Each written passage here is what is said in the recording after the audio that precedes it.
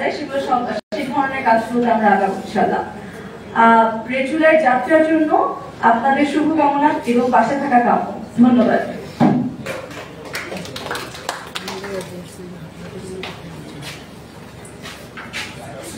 ধন্যবাদ মালিহা নামনাকে। আসলে আমরা যেটা বিষয় দেখি যুদ্ধের পরে অনেকেই আহত নিহত হয় এবং সংখ্যাটা তো আসলে কোনো অ্যাজাম্পশন হওয়া উচিত না যে আমি ধারণা করলাম 30 লাখ, ধারণা করলাম 40 লাখ। সংখ্যা এস্টিমেটেড, এটা গণনা থাকা উচিত, যেটা আমাদের মুক্তিযুদ্ধে হয় নাই বা চেষ্টা করছে সেটা হয় না। এবং এই জায়গা থেকে আমরা উদ্যোগ নিয়েছি যেন সংখ্যাটা অ্যাকুরেট হয়, আমাদের যেন দলিল থাকে। তো ধন্যবাদ আমি মালিহা নামনাকে। এবং এই মুহূর্তে জাহাঙ্গীরনগর বিশ্ববিদ্যালয় আন্দোলন এবং ওয়েবসাইট লঞ্চ নিয়ে সংক্ষিপ্ত আলোচনা করার জন্য অনুরোধ করছি আরিফ সেলিম ভাইকে, কেন্দ্রীয় সমন্বয় বৈষম্যবিরোধী ছাত্র আন্দোলন।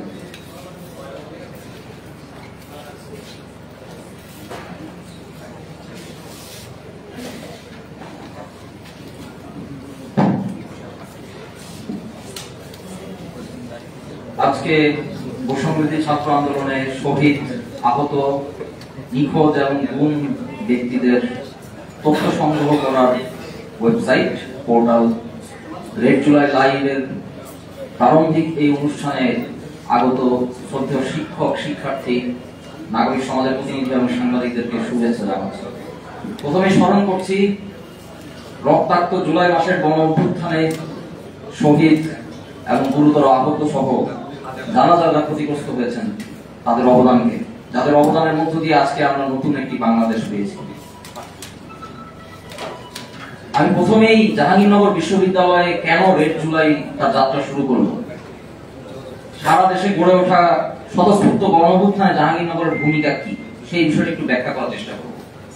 কোটা সংস্কার আন্দোলন যখন শুরু হয় তখন অন্য সকল বিশ্ববিদ্যালয়ের মতো জাহাঙ্গীরনগর বিশ্ববিদ্যালয়ে আমরাও আন্দোলন শুরু করি।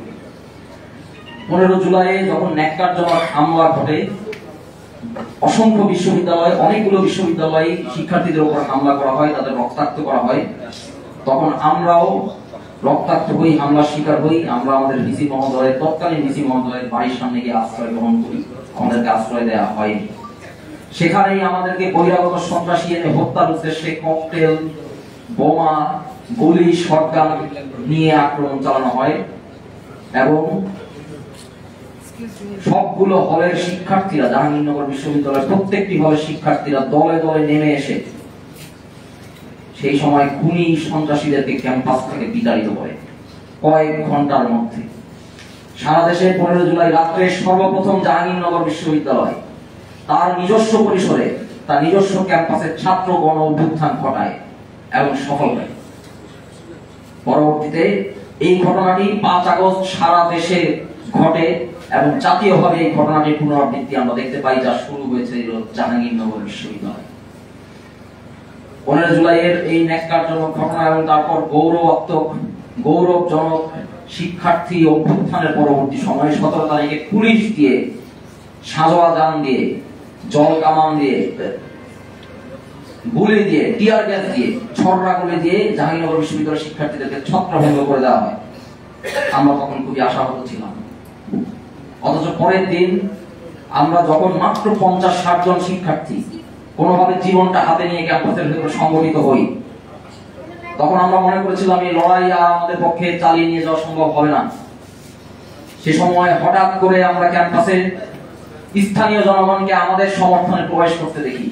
আশেপাশের আমবাগান, ইসলামনগর থেকে শুরু করে যতগুলো অঞ্চল আমাদের আশেপাশে ছিল, সবখান থেকে স্থানীয় জনগণ, আমাদেরই অভিভাবক, আমাদেরই মা বাবা, আমাদেরই আত্মীয়, তারা নেমে আসেন শিক্ষার্থীদেরকে পুনরায় তাদের ক্যাম্পাস হাতে ফিরিয়ে নিতে সক্রিয়ভাবে সহযোগিতা করেন। সেদিন আমরা স্থানীয় জনগণকে নিয়ে, হাজার হাজার জনগণকে সাথে নিয়ে আমরা পুলিশ বাহিনীকে ক্যাম্পাসের বাইরে বের করে দিই এবং তার পরবর্তীতে শুরু হয় এক লুকোচুরি খেলা। আমরা দিনের বেলায় ছাত্ররা জড়ো হয়ে আমরা প্রোগ্রাম করতাম, আন্দোলন করতাম, সন্ধ্যা হতেই আমাদেরকে আত্মগোপনে চলে যেত। আত্মগোপনে আমাদের আশ্রয় দিত আশেপাশের অঞ্চলগুলোর স্থানীয় জনগণ। আমরা তাদেরকে চিনতাম না, তারাও আমাদেরকে চিনতেন না। এটা মুক্তিযুদ্ধের মতো একটি পরিস্থিতি ছিল। সেই সময় আমাদেরকে নিজেদের সন্তানের মতো করে তারা আশ্রয় দিয়েছেন, খাবার জুগিয়েছেন, পরামর্শ দিয়েছেন এবং তারপর 5 তারিখ পর্যন্ত যে রক্তক্ষয়ী গৌরবাত্মক সংগ্রাম, সেই সংগ্রামে স্থানীয় জনগণ ছাত্রদের কাঁধে কাঁধ মিলিয়ে রক্ত দিয়েছেন, গ্রেফতার হয়েছেন, গুম হয়েছেন, গুরুতর আহত হয়েছেন, চোখের দৃষ্টি হারিয়ে ফেলেছেন। আমরা দেখেছি কিভাবে সাভারে স্নাইপার দিয়ে খুনি ফ্যাসিস্ট হাসিনা সরকার গুলি করেছে। আমরা দেখেছি অসংখ্য হেডশট একেবারে টার্গেট করে গুলি করা, অত্যাধুনিক অটোমেটিক রাইফেল ব্যবহার করা হয়েছে। অনেকে পঙ্গু হয়ে গিয়েছেন সারা জীবনের মতো। ছাত্র জনতার গণ অভ্যুত্থানে ছাত্রদের পাশাপাশি জনতার এই যে অংশগ্রহণ, সেই অংশগ্রহণকে অবিস্মরণীয় করে রাখতে আমাদেরকে ইতিহাসের পাতায় তাদেরকে তুলে রাখতে হবে। এটি গণ অভ্যুত্থান এবং বিপ্লবের পরবর্তী একটি অত্যন্ত গুরুত্বপূর্ণ কাজ। যদি আজকে আমরা এই রেকর্ড রাখার কাজটা করতে না পারি, আমরা টুকে রাখার কাজটা করতে না পারি, ইতিহাস লেখার কাজটা করতে না পারি, তাহলে আজকের এই বিবরণ পরবর্তী সময়ে বিকৃত হয়ে যাবে। ইতিমধ্যেই আমরা দেখতে পাই যে আওয়ামী ফ্যাসিস্ট প্রোপাগান্ডিস্ট যারা আছেন তারা নিরাপদ স্থানে বসে করতে বসে তারা লেখালেখি করছেন, আমরা আন্দোলনকারীরা নাকি বিদেশের থেকে টাকা এনে আমরা স্নাইপার ভাড়া করে, অস্ত্র ভাড়া করে খুন করিয়েছি যাতে করে আন্দোলন চাঙ্গা হতে পারে হাসিনার বিরুদ্ধে। এই ধরনের প্রোপাগান্ডা চলছে। এখন মানুষ এগুলো খাবে না, কিন্তু এখন থেকে 10 বছর পর, এখন থেকে 20 বছর পর এমন প্রজন্ম যখন আসবে যারা এই লড়াইটা দেখে নাই, তারা কিন্তু এই প্রোপাগান্ডায় বিভ্রান্ত হতে পারে। যদি আমরা আজকে ব্যর্থ হই আমাদের শহীদদের, আমাদের আহত ভাইদের যে বিবরণ সেটা তুলে না রাখতে পারলে, তাই আজকে এই ঐতিহাসিক দায়িত্ব এবং কর্তব্য পালন করতে জাহাঙ্গীরনগর বিশ্ববিদ্যালয়ের যে শিক্ষার্থীরা এবং শিক্ষকেরা এগিয়ে এসেছেন তাদেরকে আন্তরিকভাবে শুভেচ্ছা ও ধন্যবাদ জানাতে চাই। তারা এক মহান বিপ্লবী কর্তব্য সম্পাদন করছেন, যার ফলাফল পরবর্তী প্রজন্মে আমরা পাবো। জুলাই মাসের রক্তাক্ত সকল গণ অভ্যুত্থানের ইতিহাস চিরস্মরণীয় হয়ে থাকবে, পরবর্তী প্রজন্মকে অনুপ্রেরণা দিয়ে যাবে। এবং এই অনুপ্রেরণা দেওয়ার কাজে রেড জুলাই যে আর্কাইভ, যে লাইভ ওয়েবসাইটটি হচ্ছে, সেটি একটি ঐতিহাসিক ভূমিকা রাখবে। এই আশাবাদ ব্যক্ত করে আমার বক্তব্য এখানে শেষ করছি। সকলকে ধন্যবাদ।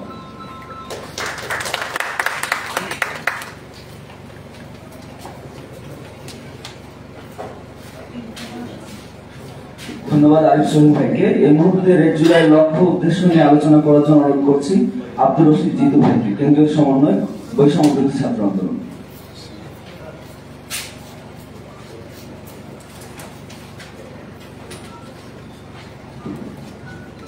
বৈষম্য বিরোধী ছাত্র আন্দোলনে আহত, নিহত, গুম অথবা নিখোঁজ ব্যক্তিদের তথ্য সংগ্রহের জন্য জাহাঙ্গীরনগর বিশ্ববিদ্যালয়ের শিক্ষার্থীদের কর্তৃক উদ্যোগ নেওয়া redjuly.live যে আমাদের একটি ওয়েব পোর্টাল আছে, সেটি উন্মোচনে আগত শ্রদ্ধেয় শিক্ষকবৃন্দ, অতিথিবৃন্দ, সাংবাদিকবৃন্দ এবং শিক্ষার্থী ভাই বোনেরা সবাইকে জানাচ্ছি সালাম। আপনারা জানেন 2024-এ ছাত্র জনতার যে গণ অভ্যুত্থানটি ঘটেছে, সেই গণ অভ্যুত্থানের ইতিহাস যাতে সঠিকভাবে আমাদের পরবর্তী জেনারেশন যাতে সঠিকভাবে সেই ইতিহাসটি জানতে পারে, পরবর্তী জেনারেশনের কাছে যাতে আমরা এই 24-এর বিপ্লবীদের সঠিক ইতিহাসটি তুলে ধরতে পারি, সেই চেতনা থেকে কিন্তু আমাদের রেড জুলাইয়ের যে ওয়েব পোর্টাল সেটি চিন্তা আমরা মাথায় আসে।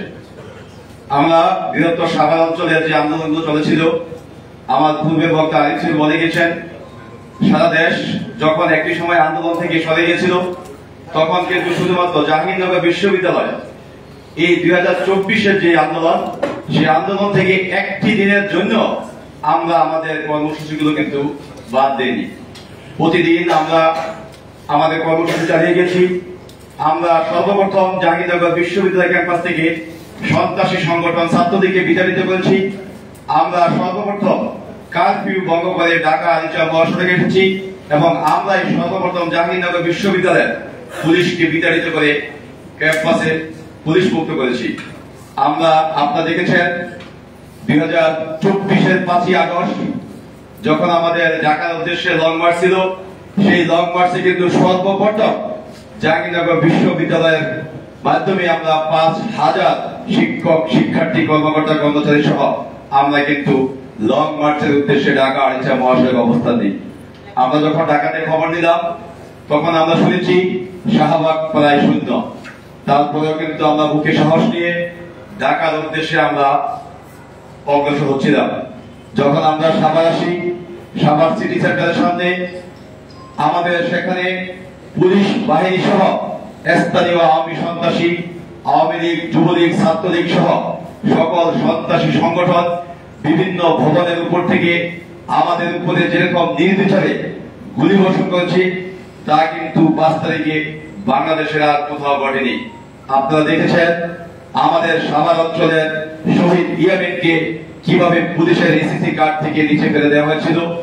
আপনারা দেখেছেন আমাদের বৃহত্তর সাভার অঞ্চলের শহীদ যেই শ্রাবণ গাজী, তার মাথায় তাকে টার্গেট করে কিভাবে গুলি করা হয়েছিল।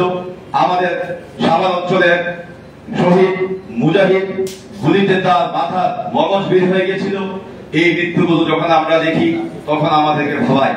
আমরা যখন আমাদের সাভারের বিভিন্ন শিক্ষার্থী যারা শহীদ হয়েছে, বিভিন্ন পেশাজীবী মানুষ যারা আমাদের সাথে আমাদের যৌক্তিক আন্দোলনে এসে আমাদের সাথে একাত্মতা ঘোষণা করে যারা রাজপথে শহীদ হয়েছেন, আহত হয়েছেন, যখনই আমরা তাদের খোঁজ খবর দিতে গেলাম এত বিভৎস অবস্থা দেখে আমরা ঠিক থাকতে পারিনি।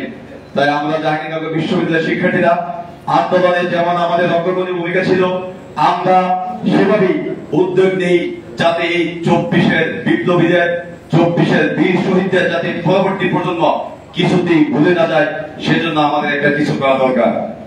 আপনারা জানেন বাংলাদেশে ইতিহাস বিকৃত করার বহু নজির আমরা পিছনে দেখেছি। আমরা চাই নতুন বাংলাদেশের যে স্বপ্ন আমরা তরুণ দেখেছি, যে বাংলাদেশ আগামীর সুন্দর বাংলাদেশ গঠিত হবে, সেখানে যাতে বর্তমানের মতো আমাদের ইতিহাস বিকৃতির কোন নজির আমরা না আসে। আমরা 1971 সালের মহান মুক্তিযুদ্ধের 53 বছর পরে এসেও যখন আমাদের ইতিহাস নিয়ে বিকৃত রচিত হয়, যখন ইতিহাস নিয়ে প্রশ্ন আসে, তাই নতুন বাংলাদেশের প্রথম থেকেই আমরা উদ্যোগ নিয়েছি যাতে 24-এর ইতিহাস যাতে আগামী প্রজন্ম যাতে সুন্দর করে তাদের কাছে স্বর্ণাক্ষরে লেখা থাকে। সেজন্য আমাদের আজকের এই রেড জুলাই যে ওয়েব পোর্টালের উন্মোচন। আমরা জাহাঙ্গীরনগর বিশ্ববিদ্যালয় থেকে হয়তো এটা যাত্রা শুরু করেছি। আমরা আশা করি এই যাত্রাটি যাতে শুধুমাত্র জাহাঙ্গীরনগর বিশ্ববিদ্যালয়ের সাথে সম্পৃক্ত থেকে আমরাই নয়, পাশাপাশি দেশের প্রতিটি বিশ্ববিদ্যালয়, দেশের প্রতিটি কলেজ এবং গ্রামগঞ্জের প্রতিটি জেলায়, মহল্লায়, উপজেলায় যাতে যারা আহত হয়েছে, যারা শহীদ হয়েছে, যারা নিহত হয়েছে, সকলের যাতে সঠিক তথ্য আমরা তুলে আনতে পারি, সেই উদ্দেশ্যে আমাদের এই ওয়েব পোর্টাল করা। আপনারা জানেন আমাদের আহতদের ধরন বিভিন্ন রকমের হয়েছে।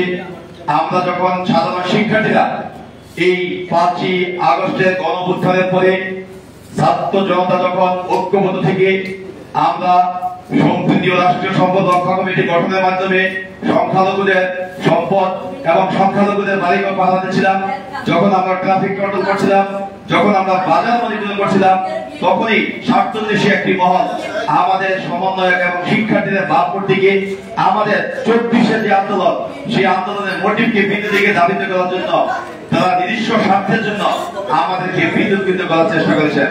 তাই আমরা চাই 2024-এর যে সকল বীর শহীদেরা তাদের জীবন দিয়ে আমাদেরকে পথ দেখিয়ে দিয়ে গেছেন, যারা জীবন দিয়ে আমাদেরকে পরবর্তীতে যে কোনো বৈষম্যের বিরুদ্ধে লড়তে শিখিয়ে গেছেন, যারা জীবন দিয়ে যে কোনো অন্যায়ের বিরুদ্ধে যাতে প্রতিবাদ করতে বয়সের দরকার হয় না, এই বার্তা আমাদের দিয়ে গেছেন। সেই শহীদদের, সেই বিপ্লবীদের কিছুতেই যাতে পরবর্তী প্রজন্ম আমাদের ভুলে না যায়, সেজন্য কিন্তু আমাদের এই রেড জুলাই যে ওয়েব পোর্টালের উন্মোচন। আশা করি আপনাদের সকলের জায়গা থেকে, যার যার জায়গা থেকে আমাদের এই পোর্টালকে এগিয়ে নেওয়ার জন্য আপনারা ভূমিকা রাখবেন এবং পরবর্তীতে যদি এর কোন রকম আমরা উন্নতি করার প্রয়োজন হয় এবং সময়ের চাহিদার প্রেক্ষিতে যখন এটি পরিবর্তন হবে, তখন সকলের সাথে মতামতের ভিত্তিতে আমরা আমাদের সেই ওয়েব পোর্টালটি আমরা পরিবর্তন করতে পারবো। আশা করি আমাদের 24-এর ইতিহাসকে পরবর্তী প্রজন্মের কাছে সঠিকভাবে পৌঁছে দেওয়ার জন্য আমাদের এই ক্ষুদ্র প্রচেষ্টা কিছুটা হলেও উপকৃত হবে। সবাইকে ধন্যবাদ জানাচ্ছি এবং পরবর্তীতে আমাদের এরকম কর্মসূচির সাথে সবাইকে যুক্ত হওয়ার জন্য আহ্বান জানিয়ে আমি আমার বক্তব্য শেষ করছি। ধন্যবাদ আব্দুর রশিদ জিতু ভাইকে। এই মুহূর্তে রেড জুলাই লাইভ পোর্টালের উন্মোচন এবং টেকনিক্যাল বিষয় প্রেজেন্টেশনের জন্য আমি অনুরোধ করছি নিধান এবং সহযোগিতা থাকার জন্য অনুরোধ করছি আমাদের বিশ্ববিদ্যালয়ের অধ্যাপক আবু সাইদ মোহাম্মদ মুস্তাফিজুর রহমান স্যারকে, অধ্যাপক কম্পিউটার সায়েন্স বিভাগ।